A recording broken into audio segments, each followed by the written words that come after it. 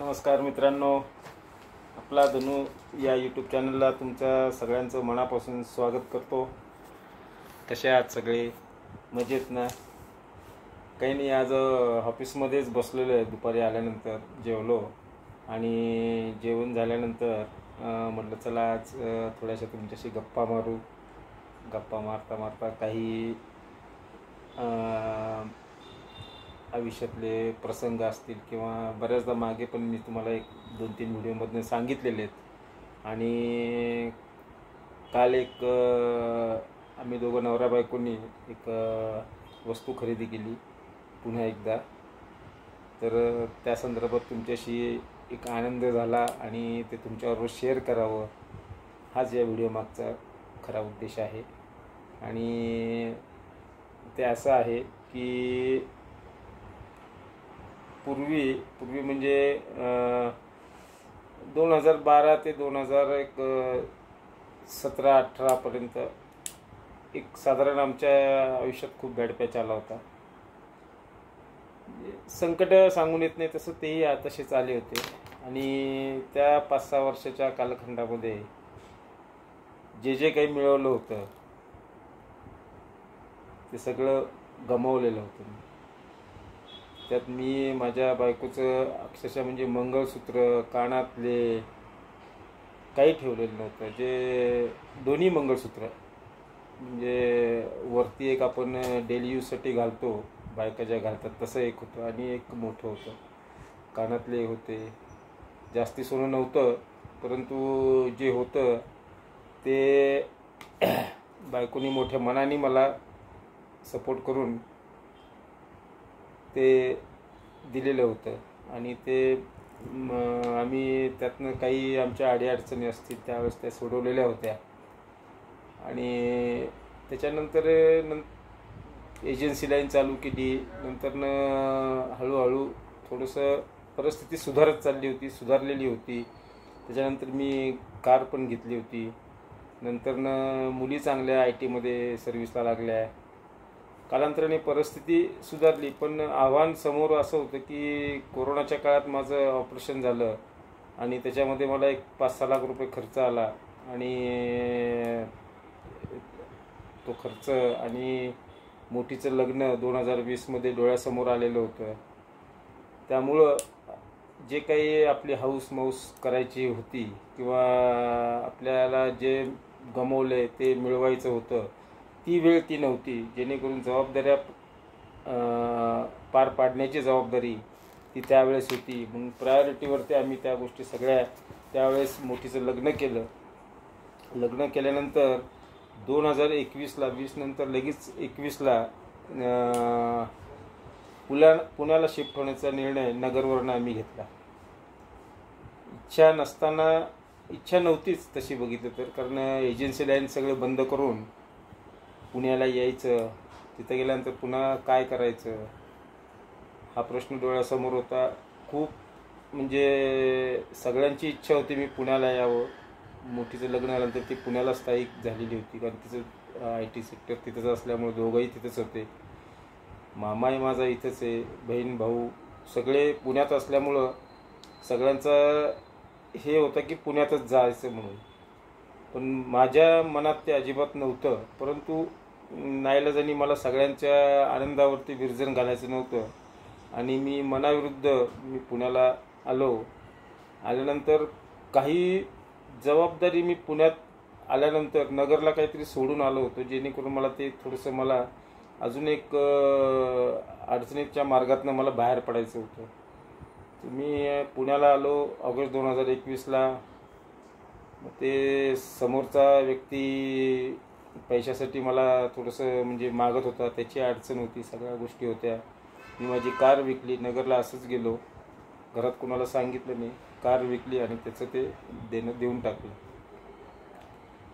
कसं असतं ना मित्रांनो की आपण इथं रुबाबात फिरायचं आणि हे करायचं सगळ्या गोष्टी, त्यामुळं हे मनाला बरं वाटत नाही। आणि आल्यानंतर मी बायकोला सांगितलं की असं मी करून आलो। त्या दिवशी मित्रांनो तुम्हाला एक आनंद म्हणजे आश्चर्याची गोष्ट असं सांगतो, मी नगरला गाडी सोडून आलो आणि 5 ते 6 वर्ष मी एस टीमध्ये बसलेलो नव्हतो. म्हणजे 17 पासून 21 पर्यंत मी एस टीमध्ये बसलेलो नव्हतो.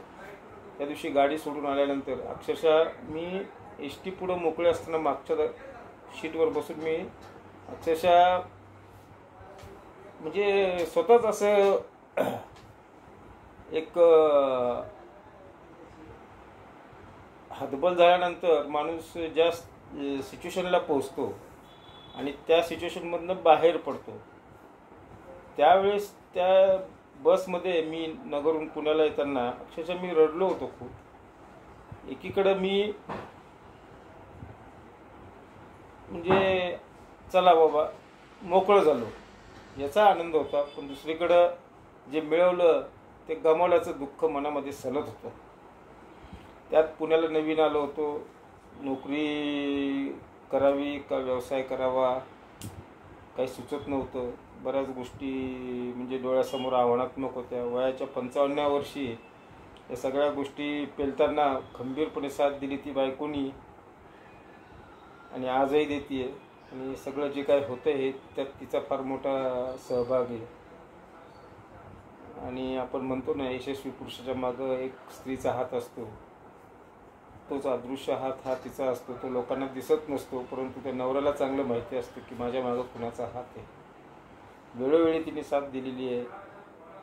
प्रसंगी वडिलांनंतर तिनेच पाठीवरून हात फिरवला आहे. तिनेच मोठ्या भावाच्या जागेवर समजून सांगून सगळ्यात हे केलेलं आहे.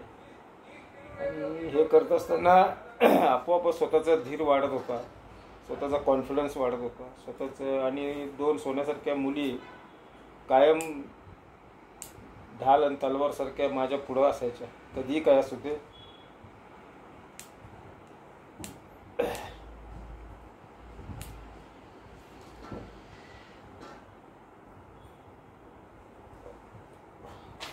पप्पा काळजी करू नका, आहे आम्ही.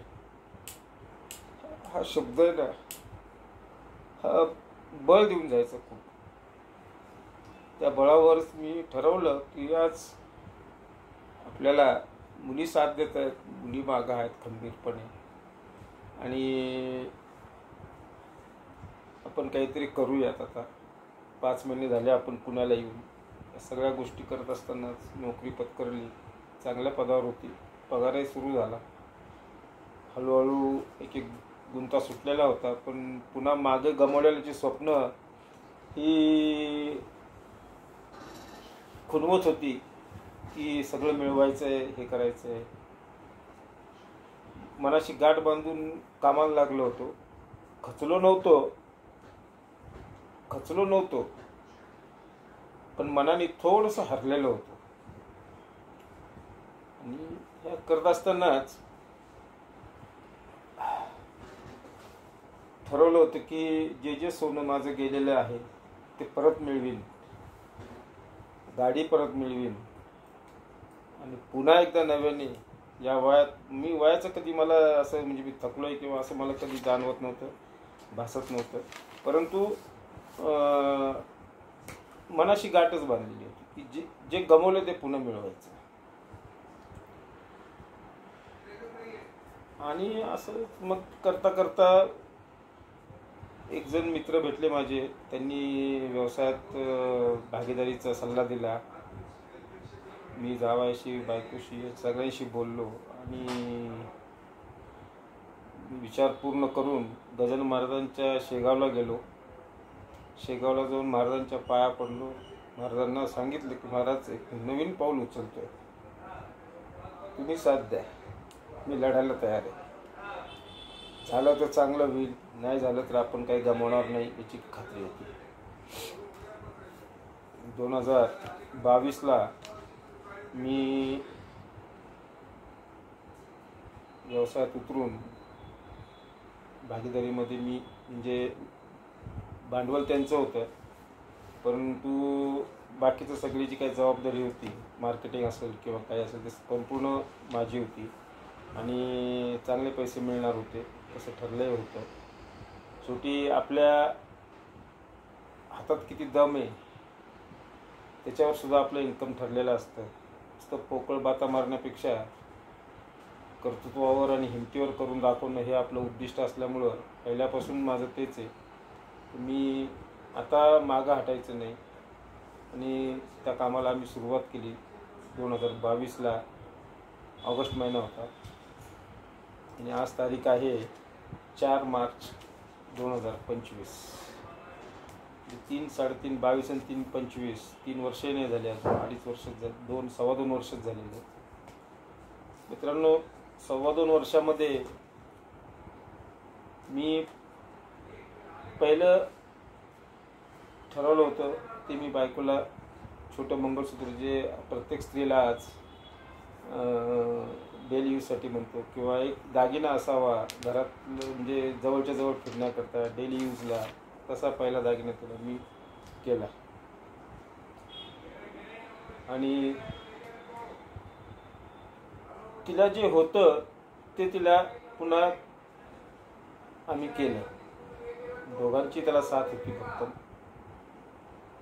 कारण ती 2021 पर्यंत ती म्हणजे हे होती. परंतु नंतरनं पार्लर पण टाकलं होतं पुण्यामध्ये तिच्यासाठी, जे नगरला होतं पूर्वी आमचं. 22 वर्ष होतं. परंतु ते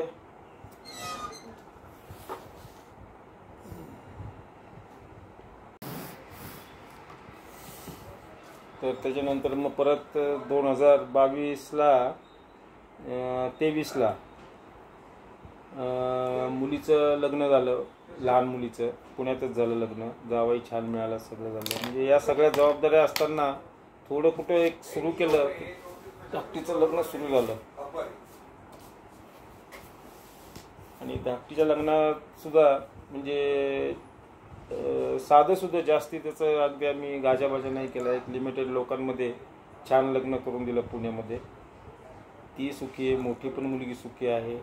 आता मी, माझी बायको आणि आई, तिघांचा असा एक आमचा परिवार छोटा आता आहे. मुली जवळच राहतात पुण्याला. आणि एक स्वप्न पूर्ण करतोय आता. आणि त्या स्वप्नातलाच एक भाग म्हणजे तुम्हाला जे मी सुरुवातीला सांगितलं की एक वस्तू खरेदी केली आणि ती शेअर करावी, त्याच्या मागची सगळी थोडीशी एक थोडक्यात कथा सांगावी म्हणून खरं तर हा टास्क केला आज व्हिडिओ बनवायचा. आणि थोडा ऑफिसमध्ये आल्यानंतर थोडा वेळही होता, म्हटलं चला आज तुमच्याशी गप्पा मारू, आणि म्हणून हा व्हिडिओ केला.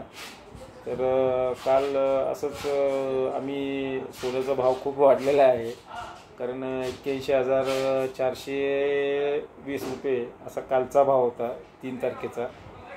तर काल आम्ही गेलो, म्हणजे चला एक गमवल्यापैकी शेवटचं नाही, अजून एक आहे, पण ते घेतलं नाही तसं एक आहे माझ्या ह्याच्यात काय, त्यामुळे एवढं काही नाही. पण ते एक मिळवायचं आहे.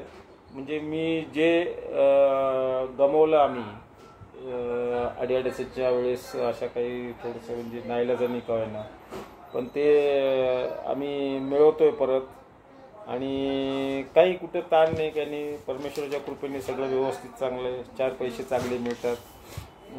आणि तुम्हाला सांगितल्याप्रमाणेच आपण कुणाचं कधी वाईट केलेलं नाही आहे. जे काही आहे ते आपलं हिमतीवरचं आहे, कष्टाचं आहे. आणि कष्टाचं कधी माणसाला हे होत नसतं. त्यामुळं जे काही आहे ते सगळं त्यांच्या कृपेने, सगळं महाराजांच्या अगदी व्यवस्थित आहे. आणि त्यामुळं ती काल वस्तू मला 8 वाजले, कारण मिसेस नातवाकडनं सांभाळतं, तिचा कॉल होता मुलीचा म्हणून थोडा वेळ लागला. आणि नंतरनं मग मी पावणे आठला गेलो आम्ही असं दुकानामध्ये, सोन्याच्या. आमचं दुकान इथं पुण्याला लक्ष्मी ज्वेलर्समध्ये आम्ही जात असतो. आणि छान व्हरायटी असतं, सगळं छान असतं सगळं. आणि काल गेलो आणि काल ही चेन आणली. 1 तोळ्याच्या थोडी वर आहे, आणि साधारण 95,000ला ही चेन बसली आम्हाला. आणि त्याचा आनंद काल आम्हाला दोघांनाही झाला, की तिला वाटत होतं की मिस्टरांची चेन त्यावेळेस गेली होती 2 वर्षापूर्वी, तर त्यांना व्हावी म्हणून तिला मी म्हटलं तुला अजून काय घ्यायचं असेल तर घे. ती नाही म्हटली, मला जे आहे त्यात भरपूर झाले आता ते आहे ते, तर तुम्हाला चेन घ्या म्हणून मग चेन घेतली. आणि असा कालचा आमचा आनंद दोघांनाही झालेला होता, म्हणून मी म्हटलं ती ही गोष्ट तुमच्याबरोबर शेअर करावी. आणि असंच जे जे गमावलं ते आम्ही मिळवण्याचा मनापासून प्रयत्न करतो आहे.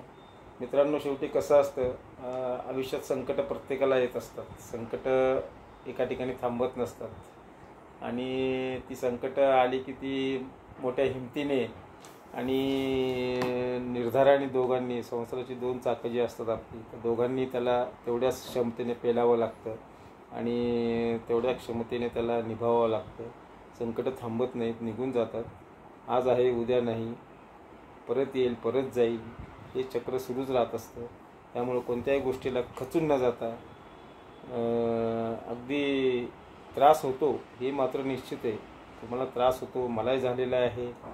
आणि पण ती संकट थांबत नाही. त्याला शांत डोक्याने आपण सगळं त्याला पेलायची एक ताकद आपण ठेवावी लागते आणि त्यातनं सुटतो, बाहेर पडतो आपण. एक वेळ असते, त्या वेळेला आपल्याला त्या संकटाला सामना करावाच लागतो. त्यापुढे तुमचं आमचं काही चालत नसतं आणि ते आपल्याला निभावावंच लागतं. तर मित्रांनो, असंच मी तुम्हाला जे काय आज सांगितलं, तर तो व्हिडिओ तुम्हाला कसा वाटला, आवडला का, आणि नक्की कमेंट्समध्ये मला त्याचा तुम्ही हे कळवा. आणि अशाच माझ्या चॅनलला तुम्ही लाईक करा, सबस्क्राईब करा. आणि दुसरा एक म्हणजे मी आता रील पण बनवतो आहे, तुम्हाला दिसतील चॅनलवर. रील मी म्हणजे चांगले सपोर्ट मिळते मला तुमच्या लोकांकडनं. लोकांना आवडतं आहे. काही चुकलं असेल तरी कमेंट्समध्ये सांगत जा. आणि असाच नवीन व्हिडिओ घेऊन तुमच्यापुढं नक्की येईल. तोपर्यंत जय गजानन.